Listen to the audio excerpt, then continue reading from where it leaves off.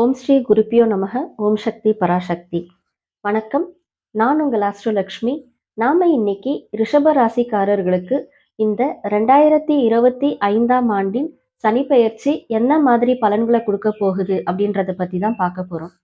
குடும்பத்திற்காக உழைத்து தன்னை ஓடாக தேய்த்து கொள்ளும் ரிஷப ராசிக்காரர்களுக்கு 9-10க்கு அதிபதியான சனீஸ்வர பகவான் உங்களுக்கு லாபஸ்தானத்துல உட்கார்றாருங்க. இது ஒரு சிறப்பான நிலைன்னு சொல்லலாம். ரொம்ப நல்ல நிலை. ஏன்னா ரிஷபத்துக்கு அவர் யோகாதிபதி.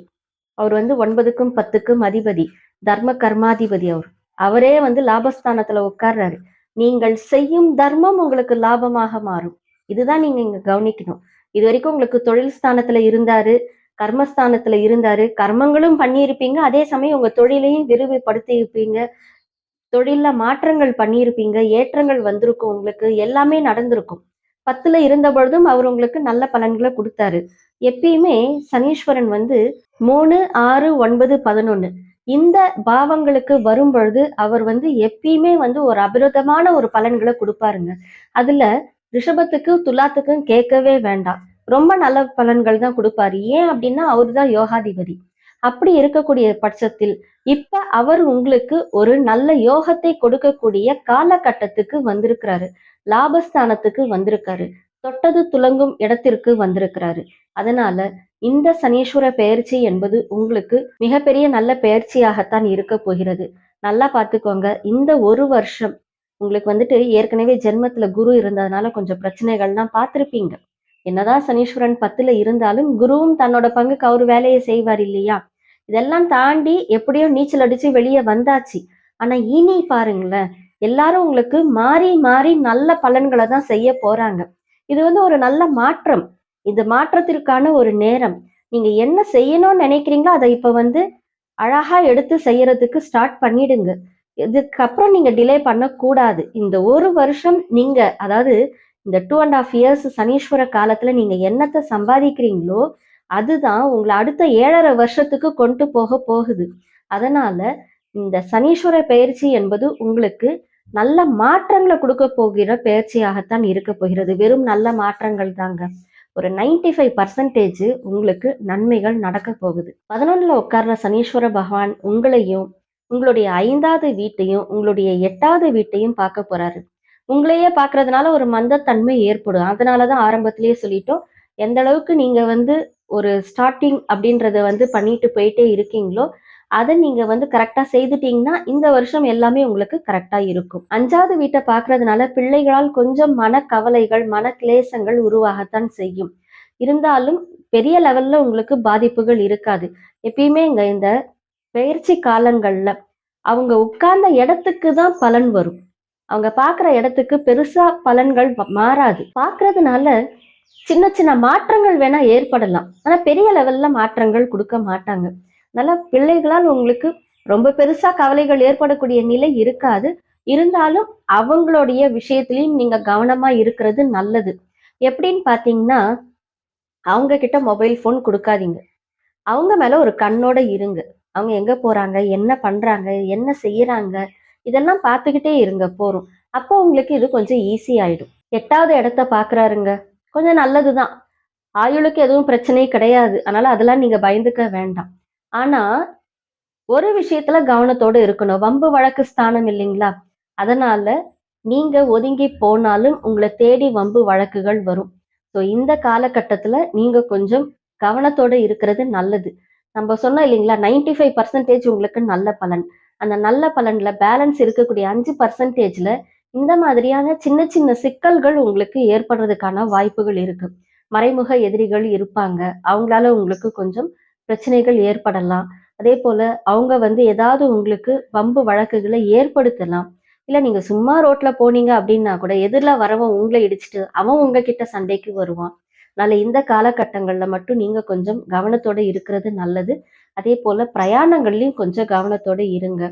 பிரச்சனைகள் பெருசா இருக்காது. இருந்தாலும் நம்ம கவனத்தோட இருந்துட்டாக்கா வருமுன் காப்போம் அப்படின்ற மாதிரி தான் பல விஷயங்களை நம்ம தவிர்க்க முடியும். உங்களுடைய தொழில் ஸ்தானாதிபதி லாபஸ்தானத்துல 11ல இருக்கிறதும் அவர் கடல் ராசியில இருக்கிறதுனாலையும் உங்களுக்கு வெளிநாடு மூலமாக பல லாபங்கள் கிடைக்கக்கூடிய காலகட்டத்துல நீங்க இருக்கீங்க.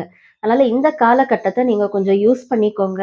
உங்களால முடியும் அப்படின்னா, வெளிநாட்டு தொழில் வாய்ப்பு ஏதாவது கிடைச்சது அப்படின்னா, உங்களுடைய ஜனன ஜாதகத்தை கொஞ்சம் தீர ஆராய்ச்சி பண்ணி, இத செய்யலாமான்றத டிசைட் பண்ணிட்டு, அதுக்கப்புறம் நீங்க அத ஸ்டார்ட் பண்ணுங்க. அதன் மூலமா உங்களுக்கு பெரிய லாபங்கள் கிடைக்கக்கூடிய வாய்ப்புகள் இருக்கு. அதே மாரி பார்த்தீங்கன்னா, இதுவரைக்கும் நீங்க ஏதாவது நகைகள்லாம் அடகு வச்சிருந்திருக்கலாம். கடன்ல இருந்திருக்கலாம். அது எல்லாத்தையும் நீங்க இப்ப சரி செய்யக்கூடிய காலகட்டம். பேங்க்ல வச்ச நகைய எடுக்கிறதுக்கான காலகட்டம் இது. இருந்தாலும் இன்ஸ்டிடியூஷன் சார்ந்த விஷயங்கள் வைத்திருப்பவர்களுக்கு இது நல்ல லாபத்தை கொடுக்கக்கூடிய காலம்.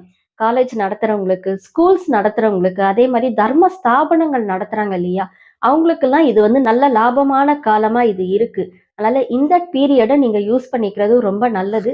இருந்தாலும் சனீஸ்வரன் குரு வீட்ல வரும்பொழுது, அந்த இடத்துல ராகு இருக்கும் பொழுது, இதே இன்ஸ்டிடியூஷன் மூலமா கொஞ்சம் பிரச்சனைகள் ஏற்படுறதுக்கான வாய்ப்புகளும் இருக்கு அப்படின்றதுனால, இது சார்ந்த தொழில் செய்பவர்கள் உங்களுடைய அந்த இன்ஸ்டிடியூஷன்லயோ, காலேஜஸ்லயோ கொஞ்சம் கவனத்தோட இருங்க. மத்தவங்க மேலேயும் உங்களுடைய பார்வைகள நீங்க வச்சுக்கிட்டே இருங்க. கொஞ்சம் கூட கவனக்குறைவாக இருக்காதீங்க. இது உங்களுக்கு அவப்பெயரை தேடித் தரும். ஏன்னா சனீஸ்வரன் என்ன பண்றாருன்னா, 8வது வீட்ட பார்க்குறாரு. அது வம்பு, வழக்கு, அவமானத்திற்கான இடம். அதனால நீங்க இங்க கவனமா இருந்தீங்கன்னா, 8ல ஏற்படக்கூடிய பிரச்சனைகள நீங்கள் தவிர்க்கலாம். உங்கள் ராசிக்கு யோகாதிபதியான சனீஸ்வர பகவானோட சேர்ந்து ராசிநாதன் சுக்கிரனே அங்கதாங்க உட்கார்ந்திருக்கிறாரு. அவர் கூடவே உட்கார்ந்திருக்காரு. அவரு உச்சமாகிற வீடு அது. அவர் உச்ச பங்கம் ஆகட்டும், என்ன வேணாலும் ஆகட்டும். ஆனா, தன்னுடைய ராசிக்கு நல்லது தானே செய்வாரு.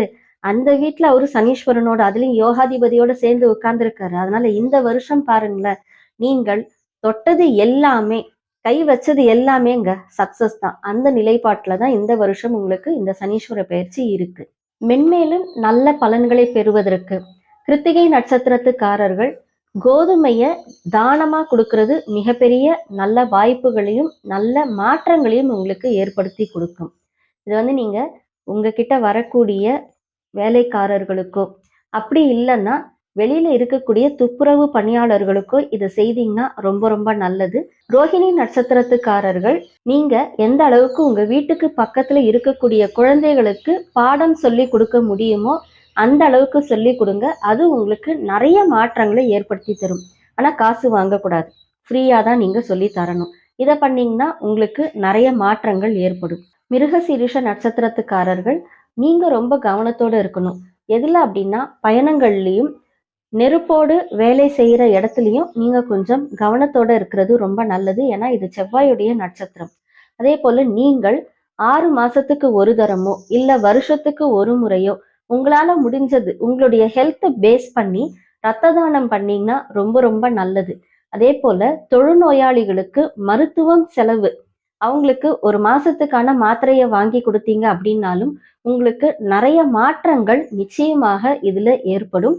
இது பாத்தீங்கன்னா ரிஷப ராசிக்காரர்களுக்கு பொதுவாகவே ரிஷபத்துல சனீஸ்வரன் சஞ்சரிக்கும் பொழுதுதான் பிரச்சனை வரும்.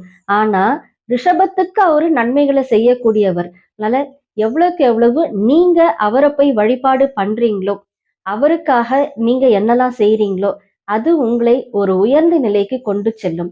அவருக்காக செய்வது என்பது முதியோர்களுக்கு உதவுவது, துப்புரவு பணியாளர்களுக்கு உதவுவது, கீழ்நிலையில் இருக்கும் மக்களுக்கு உதவுவது. இதுதான். இதை செய்யுங்க. உங்களுடைய வாழ்க்கையில ஒரு மிகப்பெரிய உயர்ந்த நிலையை சென்றடையுங்கள். ஜோதிடம் மற்றும் பிரசனம் பார்ப்பதற்கு நீங்கள் எங்களை தொடர்பு கொள்ளவும். ஜோதிடம் மற்றும் ஆன்மீகம் சார்ந்த தகவல்களுக்கு இந்த சேனலை சப்ஸ்கிரைப் செய்யவும், லைக் செய்யவும், ஷேர் செய்யவும்.